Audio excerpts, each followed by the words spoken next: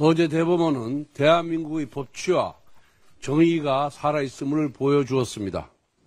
편향적이었던 2심 판결을 바로잡고 허위사실 유포로 유권자를 기만했던 이재명 후보에 대해 엄중한 처벌이 필요하다는 취지로 파기환송했습니다.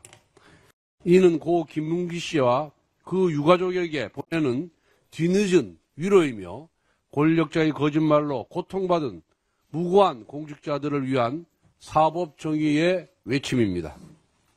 하지만 사법정의는 국민의 정치적 심판이 함께할 때 비로소 완성될 수 있습니다.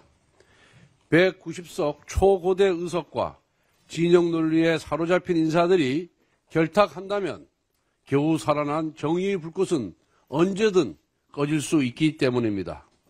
당장 대법원 판결 이후 쏟아진 민주당의 극언들을 보십시오. 최민희 의원은 조희대 대법원장의 사법 쿠데타라고 했고, 김용민 의원 역시 대법원의 내란 행위라며 대법원 판결을 정면으로 부정했습니다. 김병기 의원은 그래봤자 대통령은 이재명 한 달만 기다려라며 대법원을 욕보였습니다. 어디 그뿐입니까? 최강욱 전 의원은 대법관 전원 탄핵 소추까지 운운하며 헌정 테러를 구체적으로 예고했습니다.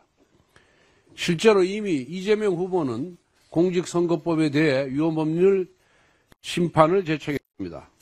민주당은 공직선거법상 허위사실 공표죄를 폐지하는 법안도 이미 제출했습니다.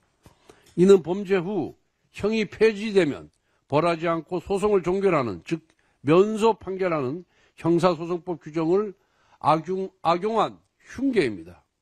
이처럼 이재명 세력의 셀프 사면 프로젝트는 실현 가능한 재앙입니다.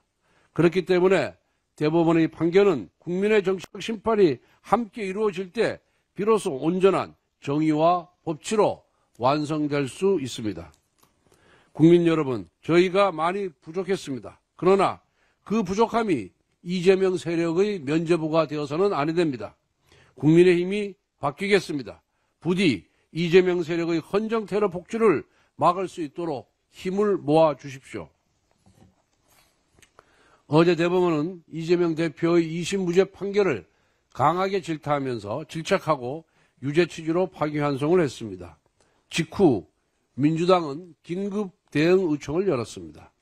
국민 앞에 석고 대제를 해도 모자란 상황에서 민주당이 국민께 들이민 것은 충격적이게도 최상목 경제부총리와 심우정 검찰총장 탄핵이었습니다. 지난 저녁 본회의는 민생과 통상 대응을 위한 추경 통과를 위한 자리였습니다. 정쟁이 끼어들 틈은 한치도 없었습니다. 하지만 이재명 후보에게 불리한 대법원 판결이 나오자마자 민주당은 민생 논의장을 31번째 탄핵 테러의 범죄 현장으로 악용했습니다. 민주당이 한밤중에 기습적으로 최상목 부총리를 탄핵한 진짜 이유는 따로 있습니다. 다른 국무위원들에게도 사표를 내든지 아니면 탄핵을 당하든지 겁박하며 궁극적으로 국무회의 자체를 무력화하라는 의도입니다. 즉 국무회의를 통한 제2요구권 행사를 봉쇄한 이후 공직선거법상의 허위사실 공표죄 폐지, 대통령 당선 시 재판중지법 통과 등 초유의 악법을 통과시키기 위한 사전작업인 셈입니다.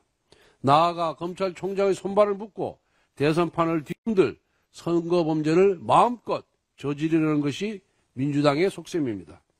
결국 지난 저녁 벌어진 광란의 탄핵 난사는 이재명 후보의 사법 리스크를 제거하기 위한 거대한 음모의 첫 단추이자 선거범죄 계획의 서막인 셈입니다. 정부는 이와 같이 국무회의 무력화 음모로부터 헌정을 수호하기 위한 모든 방법을 강구해야 합니다. 국민의힘도 내란을 기도하는 민주당의 의회 쿠데타를 온 국민과 함께 반드시 막아내겠습니다.